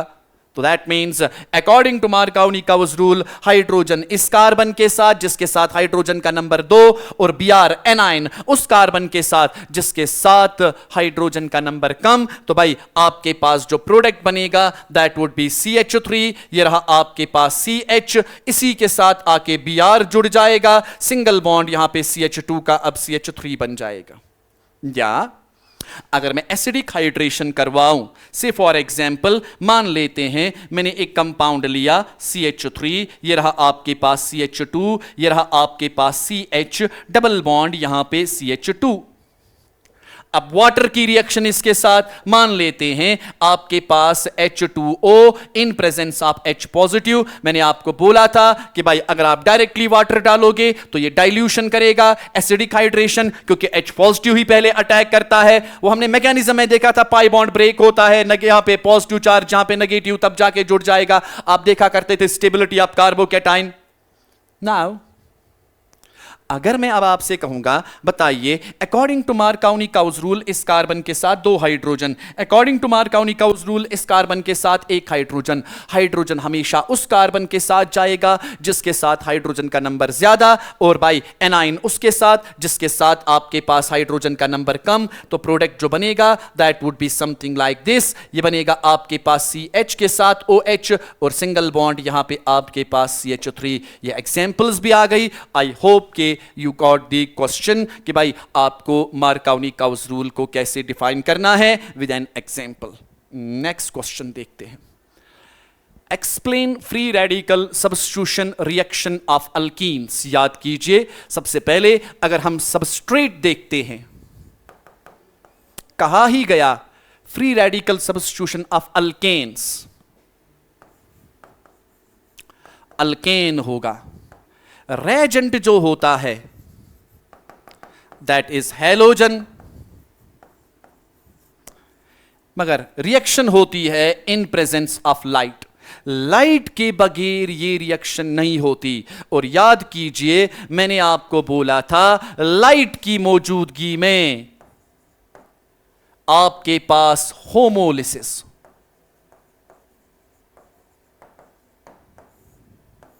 मैंने आपको बोला था 4 चीजें, एक लाइट, दूसरा आपके पास था हीट, तीसरा आपके पास था फ्री रेडिकल,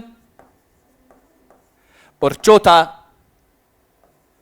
आपके पास था पेरोक्साइड। सो इन 4 केसेस में हमेशा होमोलिसिस होती है, वरना हमेशा आपके पास हेट्रोलिसिस होती है। नाउ अब रिएक्शन को देखते हैं। अगर कभी आपके पास, पहले जनरल, अगर कभी आपके पास मान लेते हैं ये रहा कार्बन, इसके साथ H, ये रहा आपका simple alkane,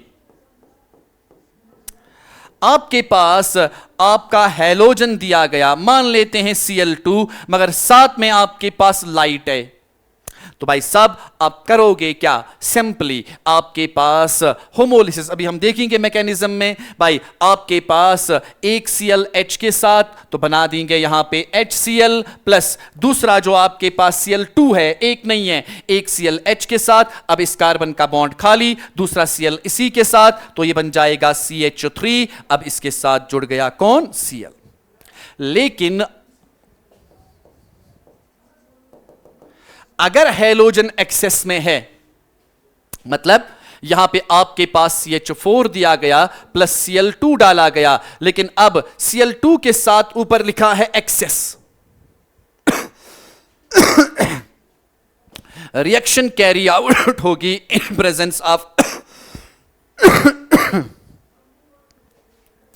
in presence of H new, reaction carry out होती है।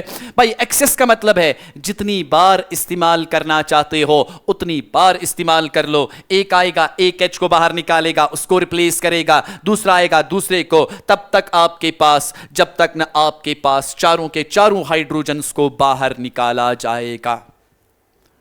अब ये रिएक्शन जो आपके पास है ये होती कैसे है? भाई इसका मैकेनिज्म ये 3 स्टेप रिएक्शन है। रिएक्शन कौन थी? CH4 अगर मैंने इसके साथ डाला Cl2 in presence of light, तो भाई रिएक्शन आपके पास बना देगा CH3, ये रहा आपके पास Cl प्लस आपके पास यहां पे HCl बना। अगर हम इस रिएक्शन का मैकेनिज्म देखेंगे, फ्री रेडिकल मैकेनिज्म, तो 3 स्टेप्स में होती है reaction, initiation, propagation and termination.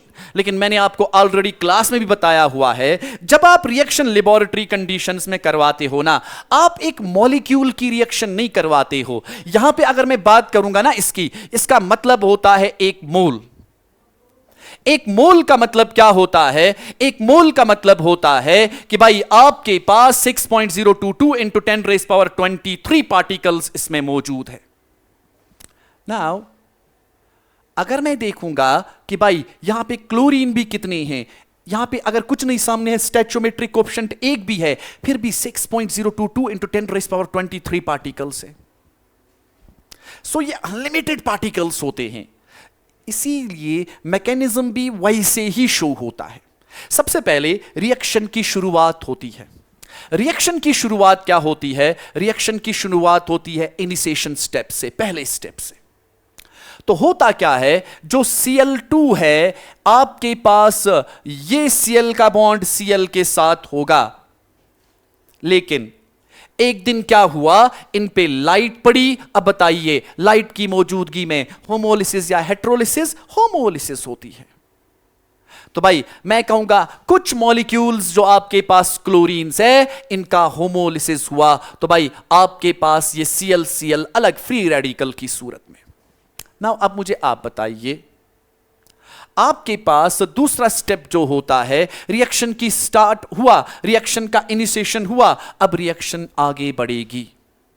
अब Cl जो आपके पास यहां पे हमने इसके साथ डाला था CH4, ये था आपके पास आपका CH4। अब मुझे आप बताइए, अगर मैं आपसे कहूंगा कि ये Cl डॉट जो है फ्री रेडिकल, आपके पास एक फ्री रेडिकल की मौजूदगी में दूसरा फ्री रेडिकल ये इस हाइड्रोजन के साथ बॉन्ड बनाएगा। अब सर हाइड्रोजन ने तो ऑलरेडी बॉन्ड बनाया है, ये इसके साथ बॉन्ड कैसे बनाएगा? एक बात समझना, हाइड्रोजन का s ऑर्बिटल होता है, इसकी खूबसूरती ये है कि भाई ये आपके पास सिमेट्रिकल नहीं होता है, बल्कि नॉन सिमेट्रिकल होता है या अनसिमेट्रिकल होता है। बल आपके पास ऑर्बिटल यहां से भी बॉन्ड बना सकता है, यहां से भी बॉन्ड बना सकता है, यहां से भी, यहां से भी। सो भाई आपके पास यहां पे जो कि इस क्लोरीन के पास बॉन्ड बनाने के लिए अपना इलेक्ट्रॉन है, तो भाई ये यहां पे होमोलिसिस करवाता है। होमोलिसिस के दौरान आपके पास एक तो बन गया आपका HCl प्लस आपके पास यहां पे ये रहा CH3, ये बन गया CH3 बाई साथ में यहां पे आपके पास फ्री रेडिकल जनरेट हुआ। अब ये CH3 फ्री रेडिकल आया, मैंने अभी बोला आपको रिएक्शन में आपके पास कुछ मॉलिक्यूल 6.022 इंटू 10⁻23 मॉलिक्यूल्स अगर मैं एक ही बोल समझूं, कुछ Cls का ऑलरेडी ब्रेकडाउन हुआ होगा, कुछ का नहीं हुआ होगा, तो भाई आपके पास यहां पे Cl सिंगल बॉन्ड Cl के साथ आएगा। इन्होंने भी आपस में बॉन्ड बनाया था, अब ये इसके साथ बॉन्ड बनाएगा, तो भाई आपके पास यहां पे बन जाएगा CH3। ये रहा आपके पास CH3, इस Cl के साथ बॉन्ड बनाया, भाई साहब इस Cl फ्री रेडिकल को जनरेट किया गया।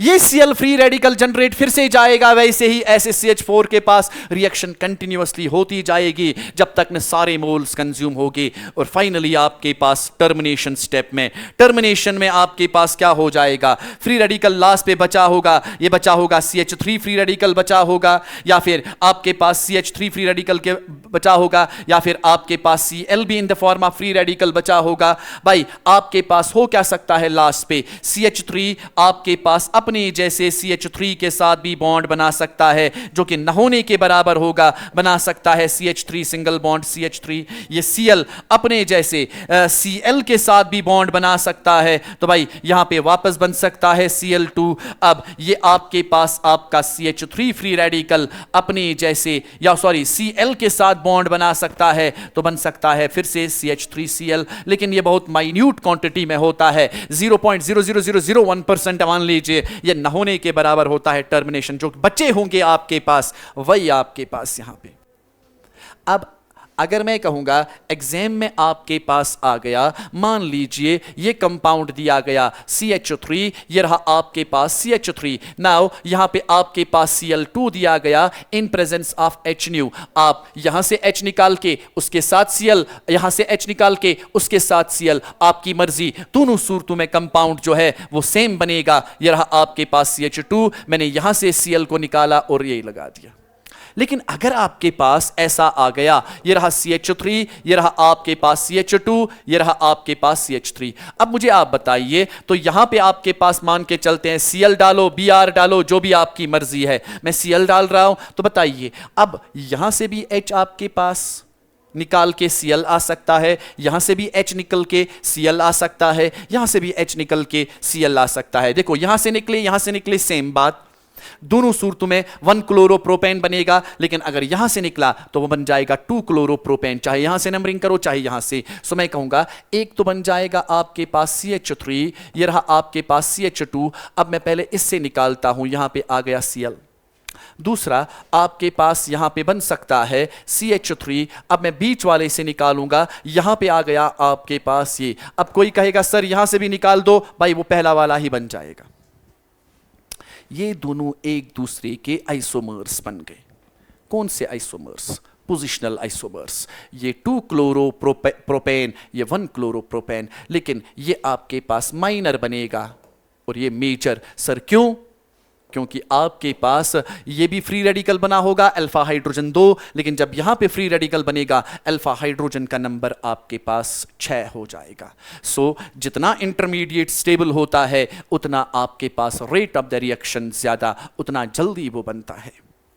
आई होप यहां तक सबको बात समझ में आ गई होगी। नेक्स्ट क्वेश्चन को देखते हैं। Give reaction of alkenes with Bayer's reagent H2 metal Br2 in CCl4। सो पहले आपके पास Bayer's reagent, तो पहला हम देखते हैं जो Bayer's reagent होता है, ये होता है कोल्ड डाइल्यूट KMNO4 अल्कलाइन। सो भाई आपके पास इसमें रिएक्शन में सबस्ट्रेट जो होगा, क्योंकि आपके पास रिएक्शन में दिया गया है सबस्ट्रेट जो आपके पास होगा दैट वुड बी अल्कीन, और रेजेंट जो आपके पास है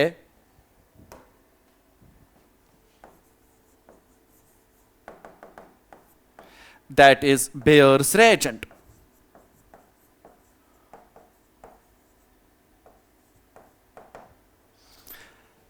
अब बात समझिएगा, ये कोल्ड KMNO4 जो होता है या KMNO4 जो होता है, अगर मैं उसका स्ट्रक्चर बताऊं, सो MN होगा ऐसे, double bond O, double bond O, double bond O, और ये होगा OK, ये हो गया KMNO4। अब होता क्या है कि भाई आपके पास ये डायोल बनाता है। कैसे? सर अगर मैं कहूंगा ये रहा आपके पास CH3, ये रहा आपके पास CH double bond CH single bond CH3। Addition आपके पास जब होगा तो भाई ये इसके नजदीक जब आता है ना, ऑक्सीजन डबल बॉन्ड MN यहां पे अभी मैंने बताया, डबल बॉन्ड ऑक्सीजन, ये डबल बॉन्ड ऑक्सीजन, ये हो गया OK। अब ये बॉन्ड ये बॉन्ड ये बॉन्ड ब्रेक होता है, तो भाई ये इसके साथ बॉन्ड बनाने की कोशिश करता है, ये वाला बॉन्ड ब्रेक होता है, तो भाई आपके पास उसके बाद चूंकि ये डाइल्यूट होता है, वाटर यहां से आता है, H पॉजिटिव देता है, और आपके पास प्रोडक्ट जो बनता है दैट इज CH3। ये रहा अब CH सिंगल बॉन्ड CH, ये रहा आपके पास CH3, यहां पे भी OH और यहां पे भी OH। भाई डाइऑल बनता है, डाइऑल बनता है। डाइऑल बोले तो OH कितने आते हैं इस पे? 2। तो भाई लेकिन जो एडिशन होता है, मैंने आपको क्लास में भी कहा था, ये 2 तरह का होता है, एक होता है सिन एडिशन, एक होता है एंटी एडिशन। जरा मुझे बताइए ये कौन सा एडिशन है? सेम साइड से दोनों OH आ रहे हैं, तो ये आपके पास सिन एडिशन होता है। आई होप कि यहां तक सबको बात समझ में आ गई होगी। उसके बाद अल्कीन्स की रिएक्शन होती है H2 मेटल के साथ। याद कीजिए आपके पास यहां पे भी सबसे पहले जो सबस्ट्रेट होगा दैट वुड बी अल्कीन, और जो रेजेंट होगा दैट वुड बी H2, साथ में आपके पास मेटल। अब मुझे बताइए मेटल कौन कौन सा हो सकता है? मेटल हो सकता है प्लेडियम, मेटल हो सकता है प्लेटिनम, मेटल हो सकता है आपका निकल। सो अगर आपने अल्कीन्स को मान लेते हैं कि ये मेरे पास है अल्कीन, इसके साथ आपने डाला H2 और साथ में डाला PD। जरा मुझे बताइए मैंने आपको क्या बोला था कि भाई PD या PT जो निकल है ये सिर्फ अपनी सरफेस प्रोवाइड करता है, इस पे आके हाइड्रोजन चिपकता है। ये रहा हाइड्रोजन एक, ये रहा हाइड्रोजन दूसरा। अब ये एक हाइड्रोजन इस कार्बन को, दूसरा हाइड्रोजन दूसरे कार्बन को, तो बीच में जो बॉन्ड है इसको ब्रेक करना होगा। भाई आपके पास प्रोडक्ट जो बनेगा that would B CH3 single bond CH3। फिर से बताइए जो एडिशन हुआ वो सिन एडिशन हुआ या एंटी एडिशन हुआ, सर सेम साइड से हो रहा है, तो सर ये भी आपके पास सिन एडिशन हो रहा है। अब मुझे आप बताइए, अगर मैं ऐसे कहूंगा कि भाई ये मेरे पास एक अल्कीन है, मान लेते हैं कि ये अल्कीन है, मैंने इसके साथ डाला, क्या डाला, H2 डाला इन प्रेजेंस ऑफ PT। सर एक हाइड्रोजन इसको, एक हाइड्रोजन इसको, लेकिन बॉन्ड लाइन नोटेशन में हाइड्रोजन को दिखाते नहीं है, तो भाई साइक्लोहेक्सीन से साइक्लोहेक्सेन बनेगा। दैट मींस अल्कीन्स जो होते हैं उनके साथ जब H2 मेटल या H2PD, H2PT या फिर निकल डाला जाएगा, तो भाई प्रोडक्ट आपके पास अल्कीन्स का अल्केन बन जाएगा। आई होप कि यहां तक बात समझ में आ गई होगी। उसके बाद आपके पास इसका एक और पार्ट था, रिएक्शन विद Br2 था, क्या था, Br2 in CCl4। सो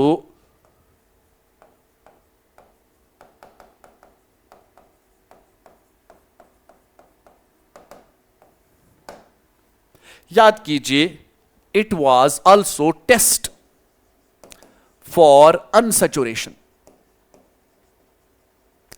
यहां पे भी आपके पास सिंपली एडिशन होता है। सो सबस्ट्रेट जो होता है वो होता है आपका फिर से अल्कीन, अल्काइन भी हो सकता है लेकिन हमें अल्कीन का कहा गया है। अब इसमें आपके पास जो रेजेंट होगा that would B Br2 in carbon tetrachloride. देखिए Br2 इन कार्बन टेट्राक्लोराइड जब होता है, सो मैं कहूंगा जो Br2 जब इसके साथ होता है CCl4, जब हमने इसको डिसॉल्व किया होता है CCl4 में, इसका रेडिश ब्राउन कलर होता है। सो अगर आपके पास डबल बॉन्ड है तो ये रेडिश ब्राउन कलर गायब हो जाता है, लेकिन अगर आपके पास डबल बॉन्ड या पाई बॉन्ड नहीं है कंपाउंड में, तो ये रेडिश ब्राउन कलर वैसा का वैसा।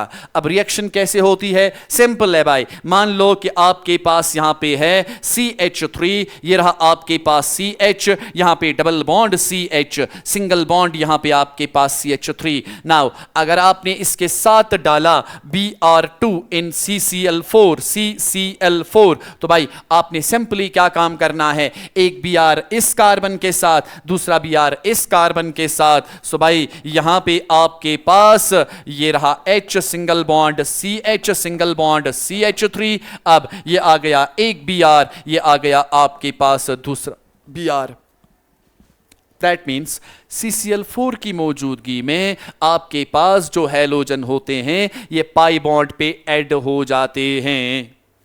बट मैंने अभी बोला कि भाई मान लेते हैं कि मेरे पास एक कंपाउंड है, ये रहा आपके पास आपका कंपाउंड। नाउ अब मैं इसके साथ डाल रहा हूं Br2 in presence of CCl4, तो बताइए प्रोडक्ट जो आपके पास बनेगा दैट वुड बी एक Br इसके लिए, एक Br आपके पास यहां पे आ जाएगा।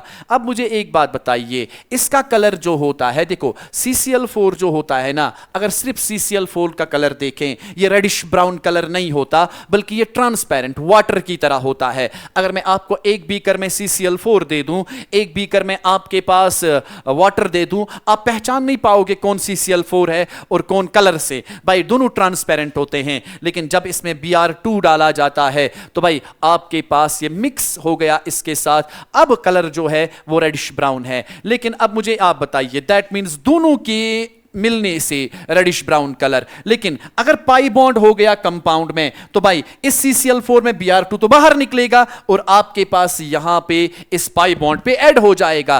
दैट मींस कलर दोनों की वजह से था, इनमें से एक क्या निकला बाहर, तो भाई ये रेडिश ब्राउन कलर जो है ये गायब हो जाता है। आई होप कि यहां तक आपको बात समझ में आ गई होगी। हैलोजन्स में याद रखिएगा, हैलोजन्स में फिर से ये गड़बड़ कर देता है। हैलोजन खुद डिसाइड नहीं करता कि मुझे किधर जाना है। हैलोजन के साथ आपके पास जो चीज होती है, मिसाल के तौर पर अगर मैंने हैलोजन के साथ अभी Cl2 के साथ फ्री रेडिकल देखा, भाई अगर हैलोजन के साथ आपके पास H न्यू है तो अटैक जो होगा अल्केन पे होगा। अगर हैलोजन के साथ CCl4 है, अटैक जो होगा ये पाई बॉन्ड पे होगा। अगर हेलोजन के साथ FeCl3 है, FeBr3 है या AlCl3 है तो बेंजीन रिंग पे इलेक्ट्रोफिलिक सब्स्टिट्यूशन होगा। यहां पे आपके पास CCl4 है तो अटैक पाई बॉन्ड पे होता है। नेक्स्ट क्वेश्चन को देखते हैं। So this was all from hydrocarbon. ये था आपका लास्ट लेक्चर केमिस्ट्री का। प्लीज डू प्रिपेयर, मेहनत कीजिएगा, लेक्चर्स को अच्छी तरह से देखिएगा, अपनी किताबों पे नजर रखिएगा। Wishing you all the best for your examination. खुश रहिए हमेशा के लिए। Thank you very much.